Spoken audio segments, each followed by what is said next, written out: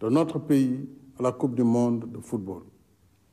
Merci à vous, chers Lions, à votre coach et votre encadrement d'avoir porté si haut les couleurs nationales. Nos prières et vœux ardents de succès vous accompagnent sur la route du Mondial 2022.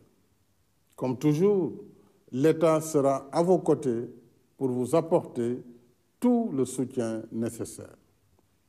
Au nom de l'Union africaine, que notre pays a l'honneur de présider cette année, je salue nos frères et sœurs d'Afrique et leur exprime mon engagement sans faille au service des intérêts de notre continent.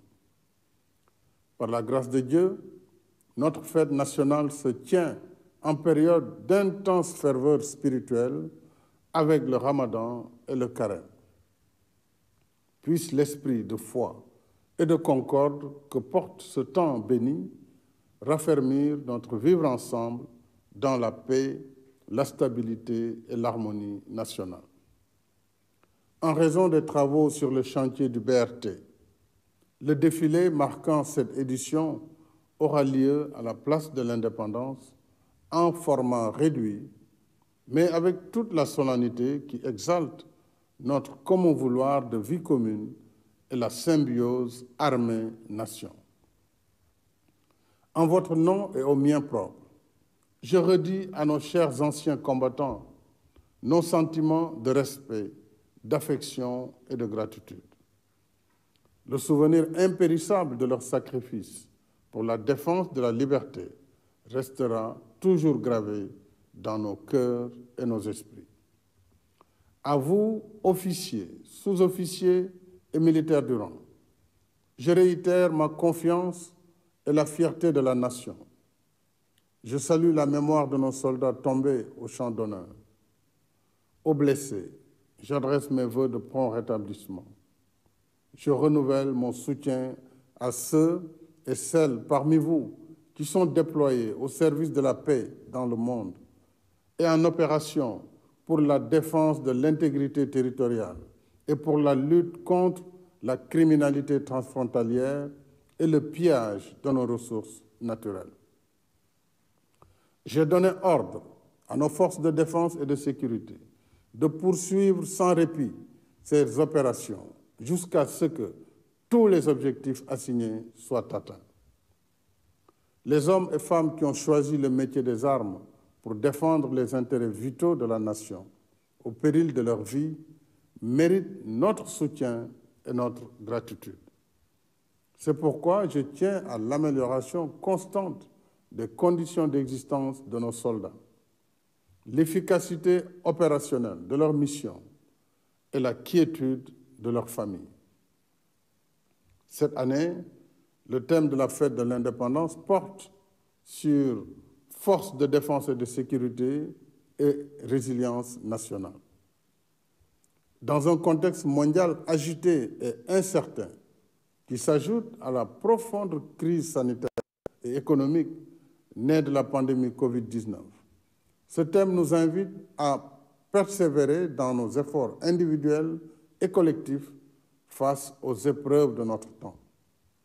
Nos forces de défense et de sécurité, faisant corps et âme avec la nation, ont contribué de façon remarquable à la mise en œuvre de notre stratégie de riposte sanitaire et socio-économique, en plus de l'exécution des mesures régaliennes. Dans le même esprit, devant la montée des périls et la complexité des menaces, le programme de renforcement des capacités opérationnelles de notre armée se poursuit, afin que nos forces de défense et de sécurité soient prêtes en tout temps et en tout lieu à assurer leur mission de défense du territoire national.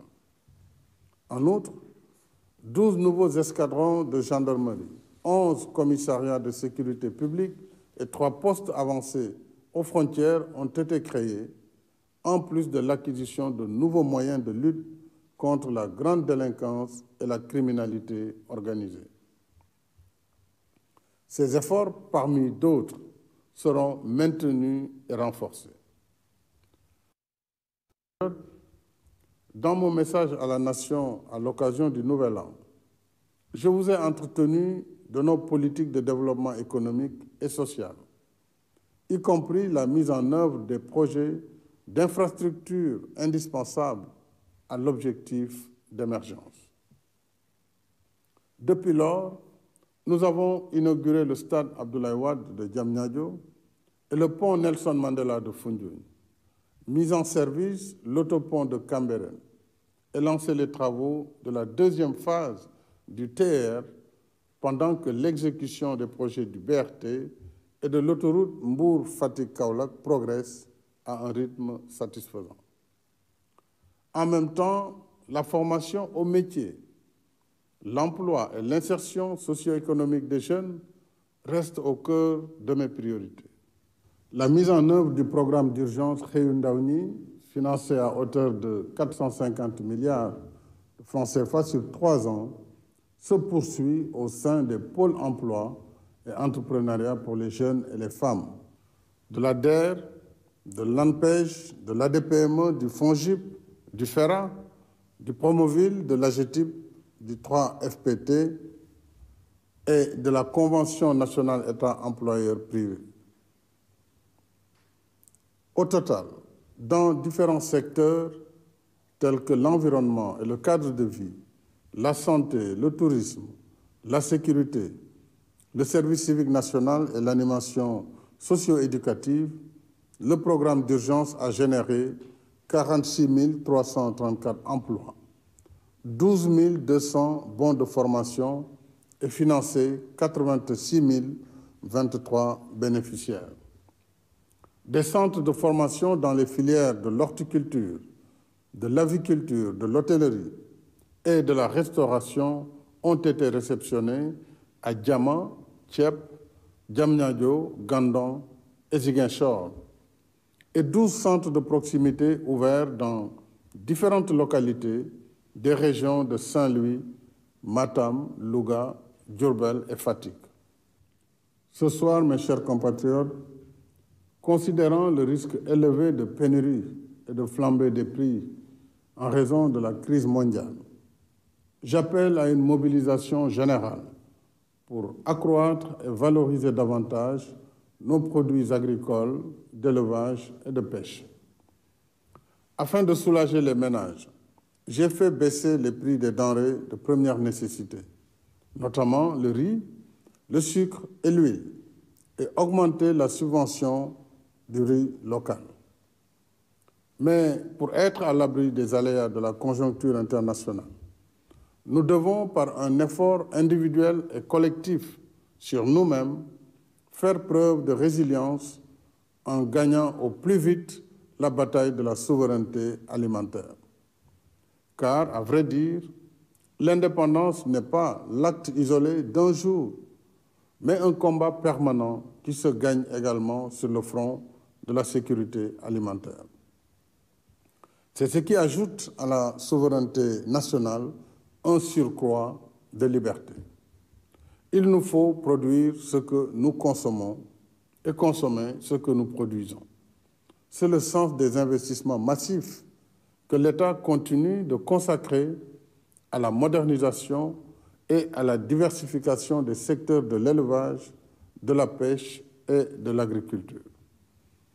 De plus, pour la deuxième fois consécutive, le budget de la campagne agricole est revu à la hausse et passe cette année de 60 à 70 milliards de francs CFA. Dans cette quête de l'autosuffisance alimentaire, j'engage les forces vives de la nation, en particulier les jeunes, les femmes et le secteur privé, à s'investir davantage dans les chaînes de valeur de l'élevage, de la pêche et de l'agriculture.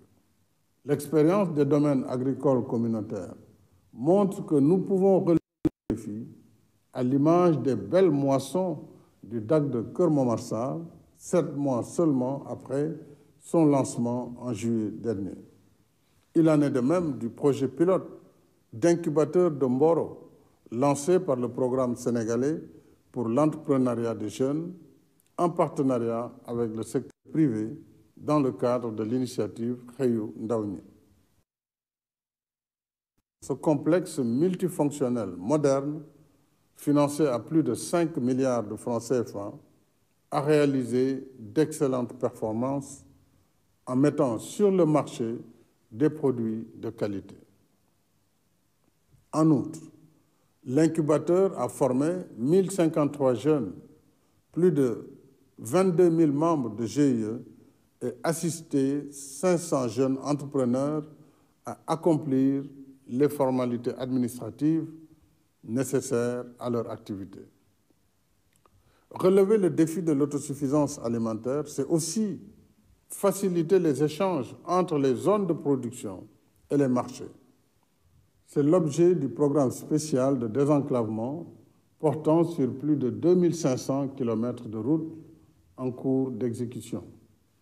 S'y ajoute le lancement prochain du programme d'amélioration de la connectivité des zones agricoles du Nord et du Centre, financé par l'État et soutenu par la Banque mondiale, d'un coût global de 130 milliards de francs CFA.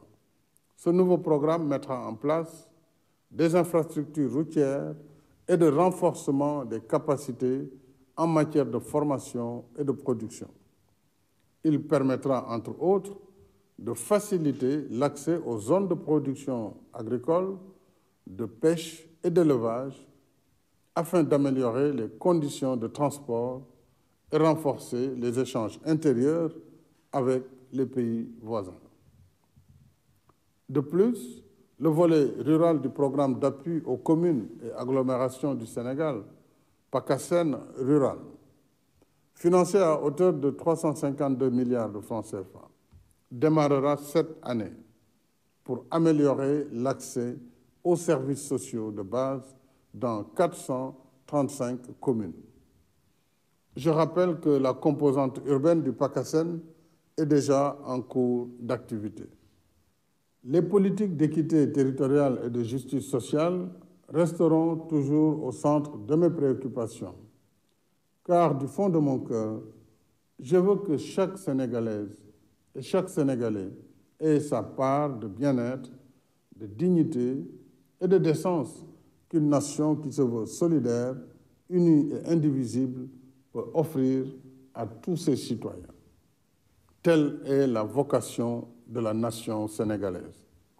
C'est le legs que nous ont laissé les anciens et c'est l'héritage que nous devons aux générations futures. Pour ma part, je resterai sans relâche le gardien vigilant de ce patrimoine national et des exigences attachées à nos valeurs de culture et de civilisation.